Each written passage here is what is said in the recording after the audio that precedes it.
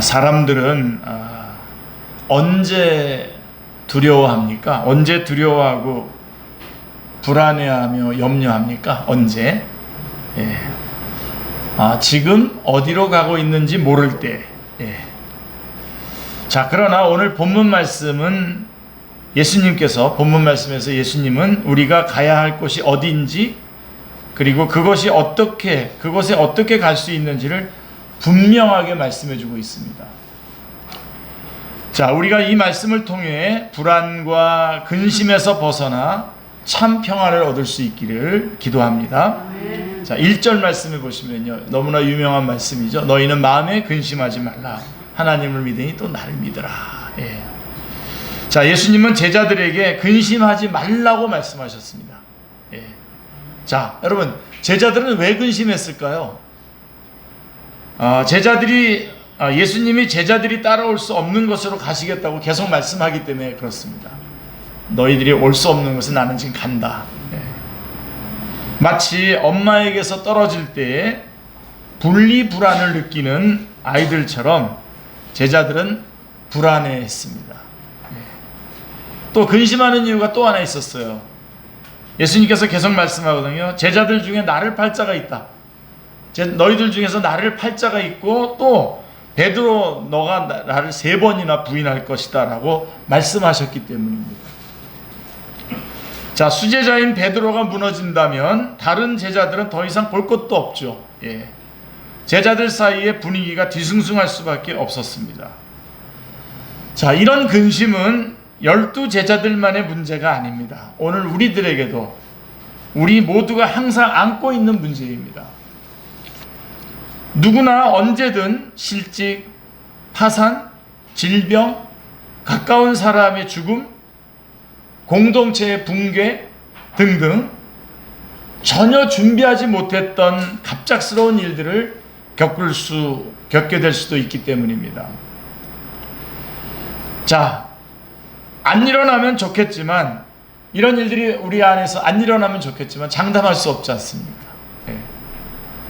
나보다 더 강한 사람, 어떨 때는 나보다 더 강한 사람도 이런 일을 앞에서 그 무너지는 모습을 보면서 저 사람이 무너졌다면 나는 어떻게 되는 건가, 그런 때에 근심에 휘말리게 되죠.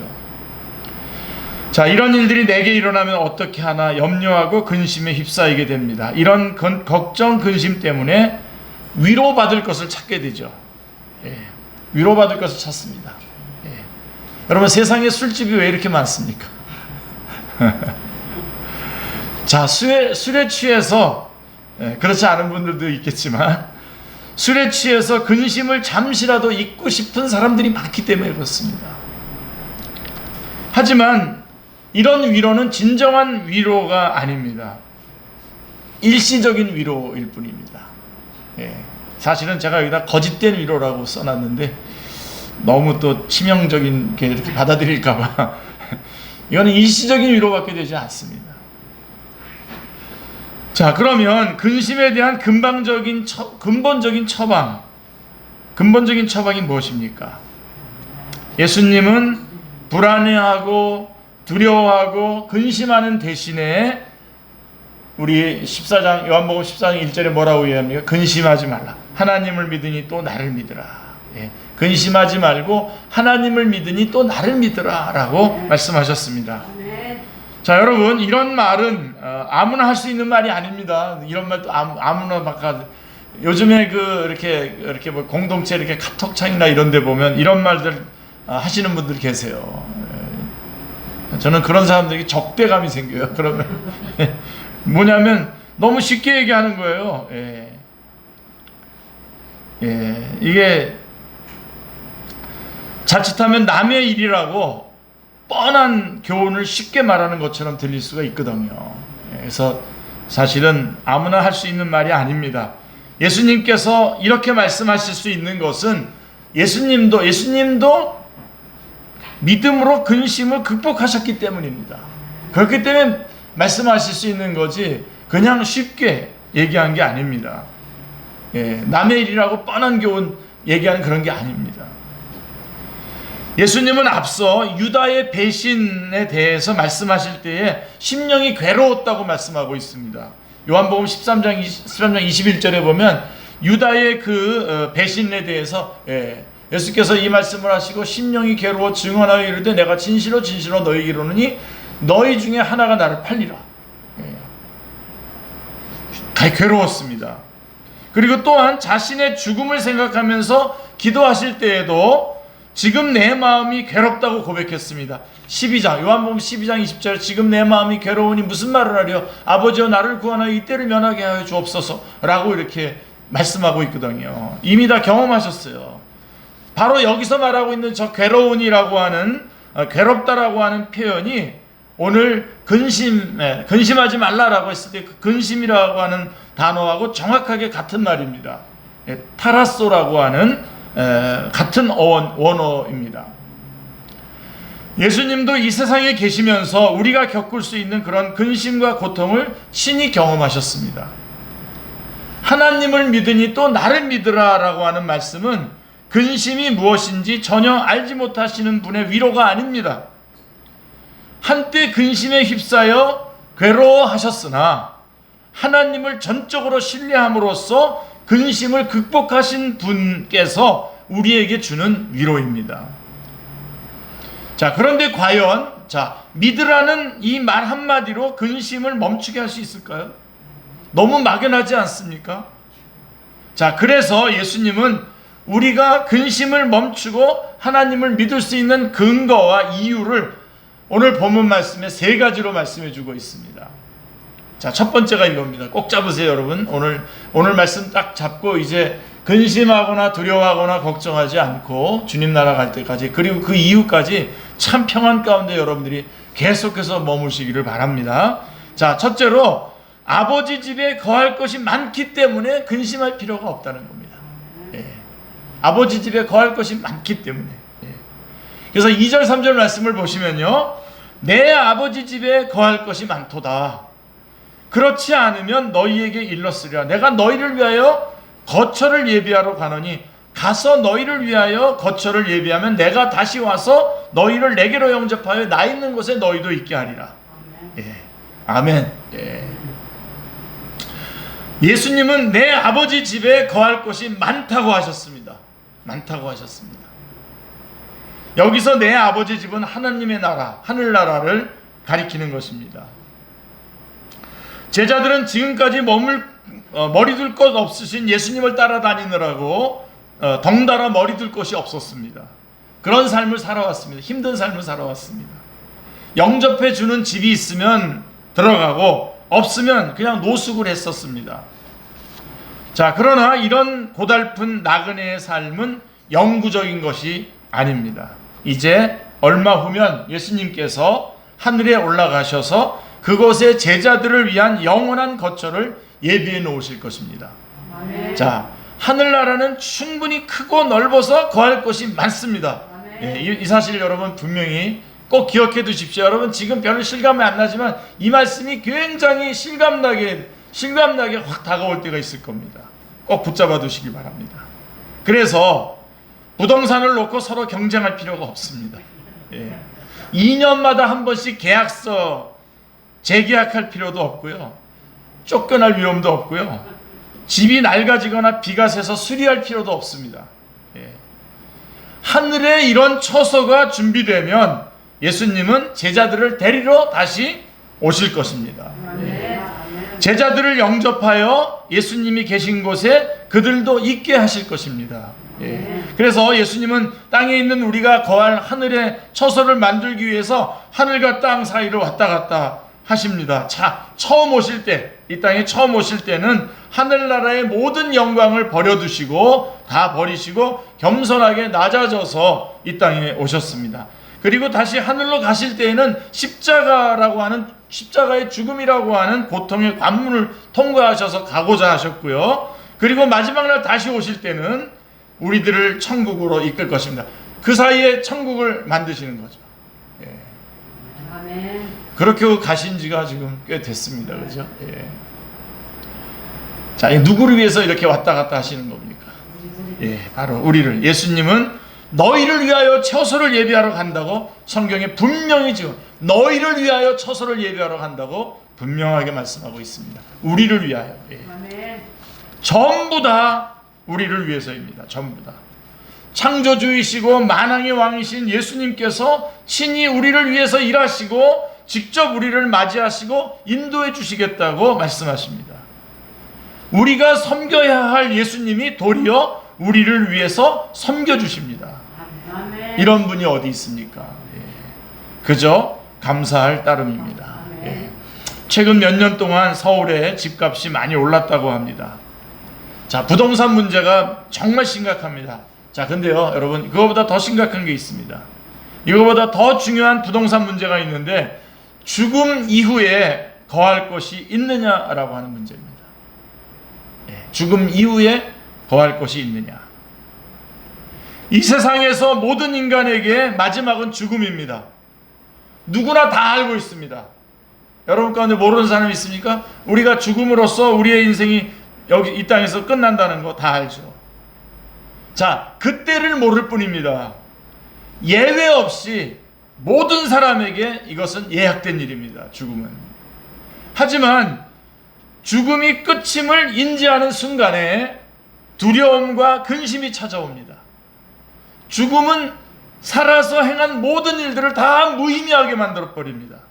그렇기 때문에 두려워합니다. 그래서 사람들은 죽음에 대한 공포심을 떨쳐내기 위해서 뭐 100세 시대라고 이렇게 말합니다. 100세 시대, 그 다음에 제2의 인생, 그 다음에 인생은 70부터 이렇게 구호를 외칩니다만은 제가 오늘 분명하게 말씀드릴게요. 구호는 구호일 뿐입니다. 결국 누구든 인생의 종착지에 이르게 됩니다. 그때에 이 땅에 소유하고 있던 모든 것들을 다 놓고 가야 됩니다. 죽음 이후 내가 거할 곳을 마련하는데 이것들이 아무런 도움이 되지 않습니다. 그래서 모든 사람은 근원적인 불안과 두려움을 떨쳐버릴 수 없습니다. 자, 이런 인생들에게 누가 궁극적인 위로를 줄 수 있을까요? 누가요? 누가 줄 수 있습니까? 예, 우리 하나님, 우리 주님, 예수님이죠. 하이델베르크 요리문답이라고 하는 게 있어요. 129개의 문답으로 되어 있는 아주 칼빈주의 교리에 아주 많이 깊숙이 영향을 받은 성경 본문을 기초로 한 그래서 우리가 지금 웨스트민스터 신앙고백에서 공부하는 것처럼 이 하이델베르크 요리문답이 아주 중요한 요리문답서입니다. 그 1번 문제가 뭔지 아세요? 1번 문제가 이 질문이 이겁니다. 질문과 답이 이렇게 쭉 해서 120문장이 나오는데 첫 번째 질문이 이겁니다. 살아서나 죽어서나 당신의 유일한 위로는 무엇입니까? 이렇게 물어보고 난 다음에 답이 이겁니다. 내가 살아서나 죽어서나 나의 몸과 영혼 모두가 나 자신이 아니라 나의 신실한 구주이신 예수 그리스도에게 속해 있다는 것입니다. 그러니까 살아서나 죽어서나 우리의 유일한 위로는 예수님이라는 겁니다. 그러면서 쭉 설명을 해요. 거기에 예수 그리스도께서는 그의 값비싼 피로써 나의 모든 죄값을 남김없이 지불했고 나를 악마의 온갖 세력으로부터 해방시켜 주셨습니다. 그는 또한 하늘에 계신 나의 아버지의 뜻이 아니고는 나의 머리털 하나라도 떨어지지 않도록 진실로 모든 일이 합하여 나의 구원을 이루게 나를 지켜주십니다. 그러므로 그분은 그의 성령을 통하여 영원한 삶을 나에게 보증해 주시고 이제부터는 내가 진심으로 기꺼이 그리고 성실하게 그를 위하여 살도록 해 주십니다. 라고 말씀하고 있습니다. 예.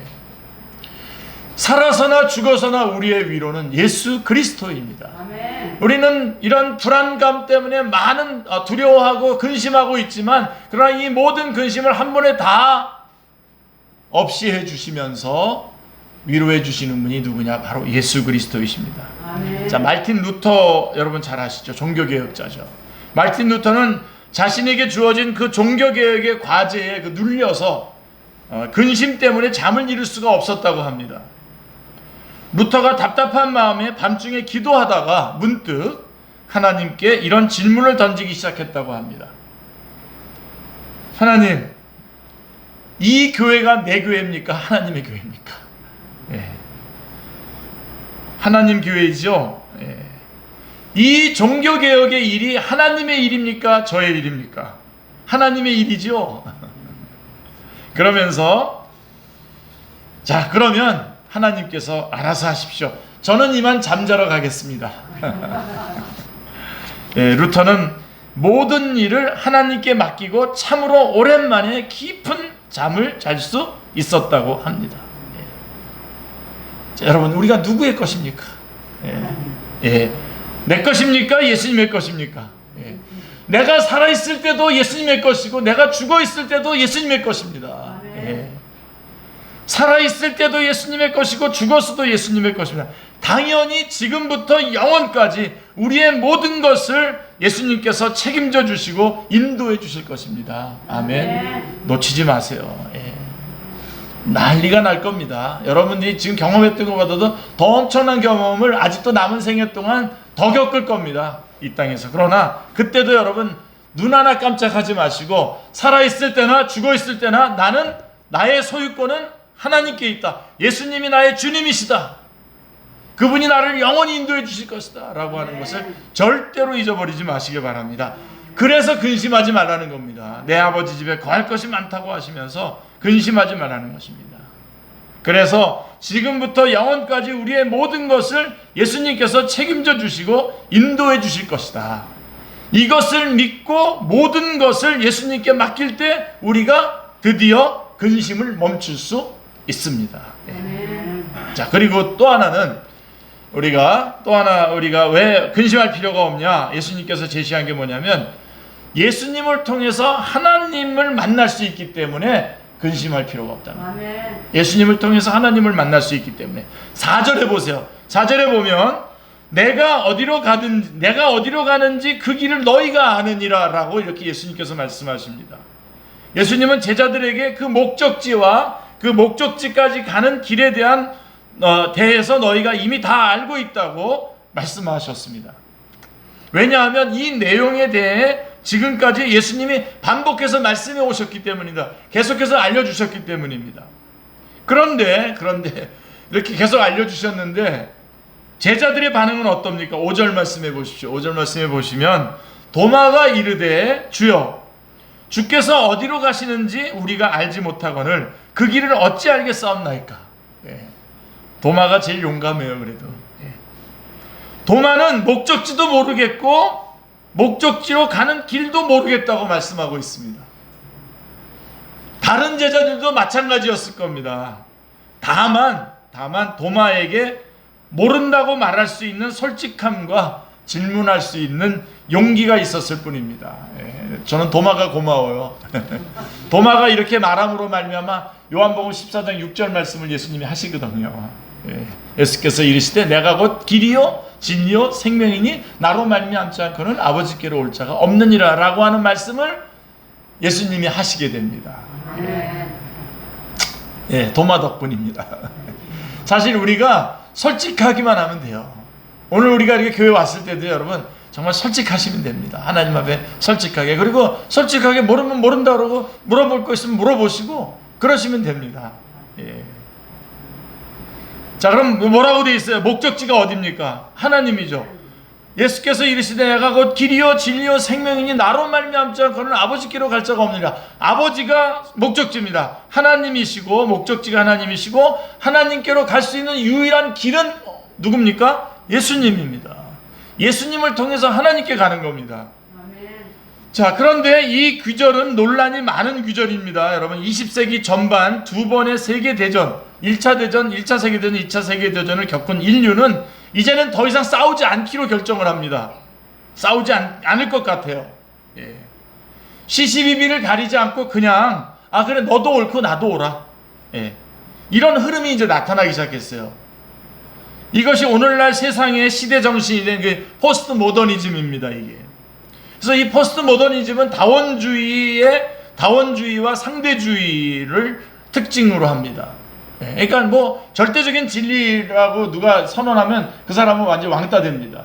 너도 맞고 나도 맞고 그렇게 하는 것도 맞고 이렇게 하는 거 맞고 남녀 성이 있고 뭐 그다음에 또 여러 성도 있고 뭐 그것도 맞고 이것도 맞고 막 이렇게 넘어가는 거거든요. 이게 싸우기 싫은 겁니다. 싸우면 둘 다 뭐 박살이 나니까요. 그래서 그들은 흔히 등산 비유를 들죠. 등산. 산 정상에 오르는 등산로는 여러 갈래의 길이 있다는 것이죠. 어디로 가든 결국에는 다 만나게 되듯이 기독교나 불교나 유교나 유대교나 다 각자의 길을 가다 보면 결국 한 군데서 다 만나게 된다고 주장합니다. 저랑 같은 종교가 아닌데도 저랑 친하게 지내려고 하는 사람들이 항상 접근할 때 내놓는 이 방법이거든요. 저는 불편하지 않게 하려고 그대로 그냥 그런 상황을 받아들이고 결정적인 순간이 나타나기를 기다리고 있죠. 자, 근데 여러분, 결국은 다 만나는 거 맞습니까? 이게 맞는 겁니까? 틀린 겁니까?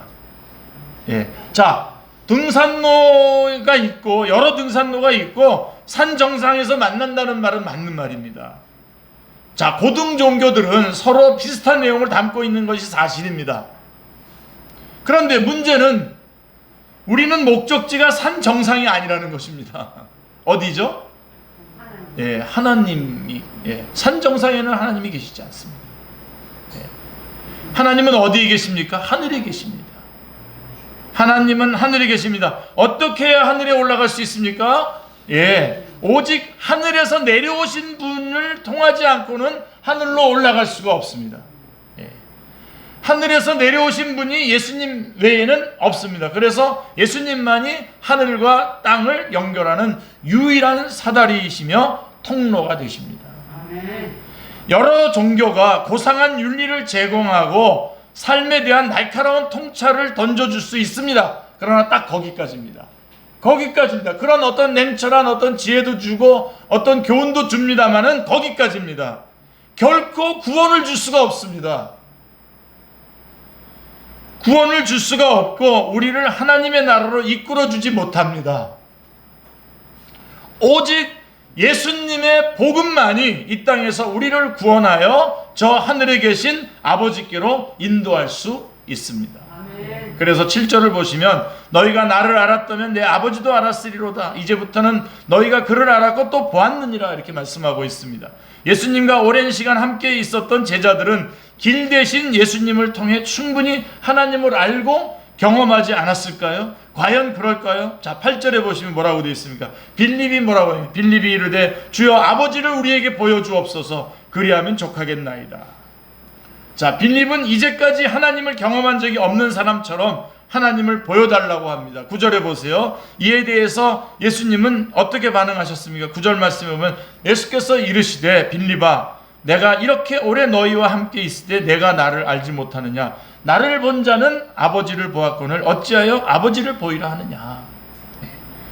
제자들은 그동안 예수님을 통해서 얼마든지 하나님을 만나고 하나님을 알고 하나님을 체험할 수 있었습니다. 예수님은 하나님 안에 거하시고 하나님은 예수님 안에 거하시기 때문입니다. 예수님이 하신 말씀들은 스스로 하신 말씀이 아니라 하나님께서 예수님 안에 넣어주신 말씀이며 예수님이 하신 일들은 스스로 하신 일들이 아니라 하나님께서 예수님 안에서 하신 일들이기 때문입니다. 그러나 그동안 마음이 다른 곳에 가 있었는지 그들은 여전히 하나님에 대해 잘 알지 못합니다. 마음이 딴 데에 가 있었기 때문에 그렇겠죠. 하나님에 대해 아는 것이 이렇게 빈약한데 어떻게 하나님을 온전히 믿을 수 있겠습니까? 여러분들에게도 저도 항상 계속해서 여러분들이 의식은 못하지만 좀 도전을 받았으면 하는 게 바로 이겁니다. 하나님께 대해서 알지 못한 하나님께 대한 믿음이 빈약한데 어떻게 온전하게 하나님을 믿을 수 있겠습니까? 열심히 하나님을 아셔야죠. 하나님을 믿지 못하는데 어떻게 근심을 극복할 수 있겠습니까? 여기서 우리들은 제자들이 왜 근심에 빠질 수밖에 없는지를 발견할 수 있습니다. 저는 단호하게 말합니다. 제자들이 왜 근심에 빠졌을까요? 하나님과의 만남과 교제가 너무나 부실했던 것입니다. 부실했던 것이 근본 원인입니다. 예수님과 그렇게 가까이서 오랜 시간을 보냈음에도 불구하고 이런 상태에 있다는 것이 안타까울 따름입니다. 그러나 이건 남의 일이 아닙니다. 우리도 신앙생활을 오래 했다고 해서 누구나 다 하나님을 알고 하나님을 만나고 하나님과의 경험이 풍성한 것은 아닙니다. 신앙생활을 하더라도 영혼 없는 신앙생활을 하면 아무리 시간이 흘러도 달라지지 않습니다. 자, 왜 영혼이 없을까요? 막 영혼을 끌어모아서 이 땅에 처소를 마련하는 데에 몽땅 다 쏟아놓기 때문입니다. 그리고 아예 이제 영혼까지 갈아 넣어서 성공과 출세에 매달리기 때문입니다. 그래서 영혼 없는 그런 시간들을 신앙생활을 하는 거죠. 어떤 이유로든요, 예수님을 통해서 하나님께 나아가는 일을 소홀히 하게 되면 점점 더 하나님이 멀게만 느껴질 수밖에 없습니다. 저는요, 이런 사람을 하고 지금도 제가 상담 아닌 저는 상담을 해주고 있는데 그 사람은 상담이라고 생각하는지 모르겠습니다만은, 이렇게 슬금슬금 하나님과 예수님 통해서 하나님과의 교제를 슬금슬금 시간을 조금씩 뺏기더니 그 다음에는 어떤 무당하고 친구가 돼서 같이 술 먹고 같이 놀고 그러더니 그 다음에는 하나님 없는 거 아니야? 뭐 이것저것 다 맞는 거 아니야? 하면서 지금 그렇게 있으면서 저한테, 제가 워낙 많이 쏟아부었던 사람이기 때문에 저한테 미안하니까 저한테도 혹시 하나님 안 계신 거 아니냐고 그러면서 물어봅니다. 안 하다 보니까 그렇게 자꾸 그렇게 가는 거예요. 자꾸만. 계속 추구하지. 여러분, 죄송한 말이면 저도 만약에 안 하면요, 저도 마찬가지입니다. 목사도 똑같습니다. 주님보다 주님을 더 좋아하게 돼요. 그런 목사님도 계세요. 제가 이름까지 말할 필요는 없습니다만은, 이름 말한다고 놀라울 일도 아닙니다만은. 근데요, 그걸 말하려고 하는 게 아니라, 우리가 예수 그리스도를 통해서 하나님께 가는 것을 자꾸만 미루고 대충 하기 시작하면 결국은 하나님과의 관계가 멀어지게 됩니다. 근심하게 됩니다. 그다음부터 두려워하게 됩니다. 하나님을 경험하지 못합니다. 하나님을 경험하지 못하기 때문에 하나님을 전폭적으로 신뢰하지 못합니다. 하나님을 전폭적으로 신뢰하지 못하기 때문에 근심하고 불안하고 두려워할 수밖에 없습니다. 불안을 진정시키기 위해서 하나님이 살아계시다는 것을 눈으로 확인할 수 있는 증거를 구합니다. 자, 봐야만 믿을 수 있다고 하는 빌립과 같은 말을 하게 됩니다. 그러나 이런 식으로는 결코 근심을 해결할 수 없습니다. 증거가 보이면 근심이 누그러졌다가 안 보이면 금방 다시 근심에 휩싸이게 되기 때문입니다. 자, 그래서 우리가 근심을 근본적으로 극복하기 위해서는 여러분 꼭 붙잡으십시오. 수시로 길 되시는 예수님을 통해서 하나님께 나아가 하나님을 만나야 합니다. 제가 어렵게 얘기했는데요, 그냥 쉽게 얘기할게요. 모일 때마다 모이시고요, 각자 하루에 한 번씩 이상이라도 하나님 앞에 5분 이상씩만 좀 기도하세요. 안 되면 제가 여러분 위해서 기도한 그 기도 가지고 여러분들이 소리내서 한번 기도하세요. 그렇게 하면 자꾸만 하나님 앞에 나가면 됩니다. 예수님의 말씀 속에서, 예수님께서 행하신 일들 속에서 우리는 얼마든지 하나님을 체험할 수 있습니다. 하나님의 말씀을 볼 때에 성령님 역사하셔서 하나님을 체험하게 되는 것입니다. 우리 안에 이런 경험들이 누적될 때에 될수록 하나님께서 내 곁에 함께 계신다는 것을 점점 더 확신할 수 있게 되는 것이죠. 이런 확신이 있는 사람은 웬만한 일에 흔들리지 않습니다. 하나님의 손이 나를 붙들고 있음을 알기에 염려를 이길 수 있습니다. 날마다 우리가 길 대신 예수님을 통해 하나님을 볼 수 있기를 기도합니다. 근심 대신 하나님을 전적으로 신뢰할 수 있기를 기도합니다. 자, 그리고 하나 더 말씀드린다면, 자, 우리가 근심할 필요가 없는 것은 세 번째로 기도할 수 있기 때문입니다. 기도할 수 있기 때문에 근심할 필요가 없습니다. 12절에 보세요. 여기서부터 12, 13, 14절 예, 너무너무 감사해요. 이번에 새롭게 막 싹 들어오는 거예요. 내가 진실로 진실로 너희에게 이르노니 나를 믿는 자는 내가 하는 일을 그도 할 것이요 또한 그보다 더 큰 일을 하리니 이는 내가 아버지께로 감이라 이렇게 말씀하고 있습니다. 자, 예수님께서 하나님께 돌아가시는 것이 제자들에게 유익이 되는 또 다른 이유는 앞으로 제자들이 예수님보다 더 큰 일을 할 수 있다는 것입니다. 더 큰 일을 할 수 있기 때문입니다. 자, 여기서 예수님이 하신 일보다 더 큰 일을 한다는 것은 무슨 뜻일까요? 뭐 예수님이 행하셨던 그런 기적보다 더 큰 기적을 제자들이 행할 수 있다는 뜻이 아니죠. 그 뜻이 아니고요. 예수님의 사역은 3년 반이라고 하는 짧은 시간과 팔레스타인 지역이라고 하는 좁은 지역에 국한되어 있었습니다. 그러나 제자들은 예수님보다 더 긴 시간을 더 넓은 지역에 나가서 사역할 수 있습니다. 지금같이 여러분 오늘 지금 제가 여기서 지금 설교하지만 지금 이것은 지금 전 세계 곳곳에서 이게 연결된 사람들은 다 보고 있습니다. 다 연결될 수 있습니다. 근데 예수님께서는 그때 당시에 팔레스타인이라고 하는 그 지역에 한정되어 있는 그 지역적인 것과 그 시간적인 3년 반이라고 하는 그런 시간적인 것에 있었지 않습니까? 그래서 이런 선교적 관점에서 제자들은 예수님보다 더 큰 일을 할 수 있습니다. 예. 자, 근데 어떻게 할 수 있습니까? 이게 13절. 이거를 좀, 꼭, 이거는 놓치면 안 됩니다. 이제 내가 이제 뭐 여러 가지 기제들이 있으니까 내가 예수님이 행할 때보다 더 큰 일을 한다. 좋습니다. 근데 어떻게 해서 그게 가능하냐는 거죠. 13절에 보십시오. 너희가 내 이름으로 무엇을 구하든지 내가 행하리니 이는 아버지로 하여금 아들로 말미암아 영광을 받으시게 하려 함이라. 예. 자, 제자들이 예수님보다 더 큰 일을 할 수 있는 것은 자신들의 능력 때문이 아니라 어떻게 해요? 예, 하나님 보좌 우편에 계신 예수님의 능력을 힘입을 때에만 가능한 일입니다. 아멘. 이를 위해서 제자들은 무엇보다도 뭘 해야 됩니까? 기도해야 됩니다. 예. 기도해서 예수님이 행하도록 예수님이 역사하시는 일이 기도함으로써 가능한 것입니다. 많은 시간 동안 우리가 이 땅에 살면서 또 여러 지역을 가시고 또 이런 여러 가지 도구들을 통해서 더 큰 일을 할 수가 있는 것입니다. 예수님은 제자들과 육신으로 함께 있을 수 없는 대신에 그들에게 기도라고 하는 특권을 주셨습니다. 할렐루야. 네. 저는 이게 너무 좋아요. 예. 여러분 켈빈의 기독교 강요 뭐 1권, 2권, 3권, 4권까지 있는데요. 다 읽어보면요, 딱 한마디로 얘기해서 하나님 의지하라는 겁니다. 하나님의 주권을 인정하라는 겁니다. 하나님 의지하라는 겁니다. 뭐죠? 하나님 의지하는 게 뭐죠? 기도하라는 겁니다. 기도하라는 겁니다. 기도함으로써 우리는 하나님 예수 그리스도께서 하신 일보다 더 예수님이 하시는 일을 더 크게 할 수 있다는 것이죠.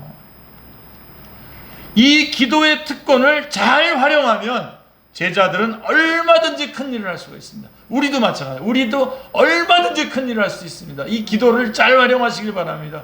기도를 통해서 여러분들이 땅끝에 있는 선교사님들을 위해서 기도할 때에 여러분들이 선교사역에 동참하는 것이고, 이 나라를 기도할 때 여러분들은 국사에 참여하는 것이고, 이 교회를 놓고 기도할 때 여러분들은 목회하시는 겁니다. 기도함으로써 모든 일을 같이 할 수 있는 것입니다. 지금 전 세계는 무선 통신망으로 연결되어 있습니다.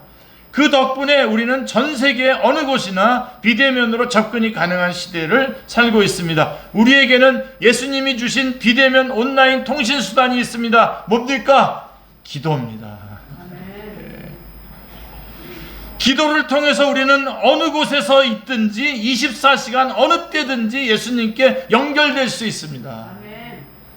주님은 예수님의 이름으로, 즉 예수님의 뜻대로 무엇이든지 구하면 응답해 주시겠다고 약속하셨습니다. 할렐루야. 자, 이렇게 강력한 무기, 이런 강력한 무기가 어디 있습니까? 이런 무기를 가지고 염려하고 근심할 이유가 무엇입니까? 예. 사랑 얼굴들 다 피셔야 됩니다, 지금. 이런 강력한 무기, 기도하면 응답해 주시겠다고 하는 강력한 무기를 우리에게 다 주셨는데 우리가 왜 근심합니까? 예. 빌립보서 4장 6절에 사도 바울이 말합니다. 아무것도 염려하지 말고 오직 모든 일에 기도와 간구로 너희 구할 것을 감사함으로 하나님께 아뢰라. 그리하면 모든 평강, 그리하면 응답해 주시겠다는 겁니다.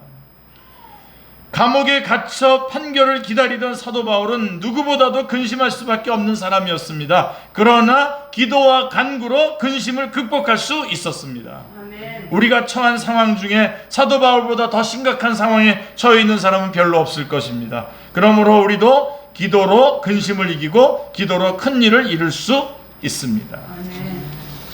뿐만 아니라 우리는 우리의 목적지가 어디인지도 알고, 하나님이죠, 그곳에 가는 길, 어떤 길을 통해서 갈 수 있는지도 알고 있지 않습니까? 예수님을 통해서 가지 않습니까?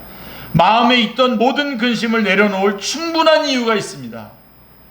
우리는 이제 근심에게 작별을 고하고, 아멘, 믿음과 손을 맞잡고 하나님께 나아가 기도함으로 큰 일을 이루는 사람들이 될 수 있기를 주님의 이름으로 축원합니다. 아멘. 기도하겠습니다. 하나님 아버지, 너무나 감사합니다. 오늘 말씀을 통해서 저희가 이 땅에서 근심과 두려움과 걱정 가운데에 전전긍긍하면서 살아갈 수밖에 없었던 그런 많은 상황들이 있었지만, 오늘 말씀을 통해서 그럴 필요가 없음을 분명하게 가르쳐 주셨사오니 하나님 감사합니다. 내 아버지 집에 거할 것이 많도다 라고 하신 그 말씀 붙잡게 해주시고, 우리가 가는 길이 예수 그리스도요, 그 목적지가 하나님인 것을 저희가 너무나 잘 알기에 더욱더 근심할 필요가 없으며, 특별히 기도할 수 있는 놀라운 특권을 저희 가운데 주셨사오니 저희가 더욱더 근심하지 않게 하여 주시옵소서. 주님과 동행하는 저희들의 남은 생애, 영원한 저희들의 남은 생애가 되게 하여 주옵소서. 주 예수 그리스도의 이름으로 기도드리옵나이다. 아멘.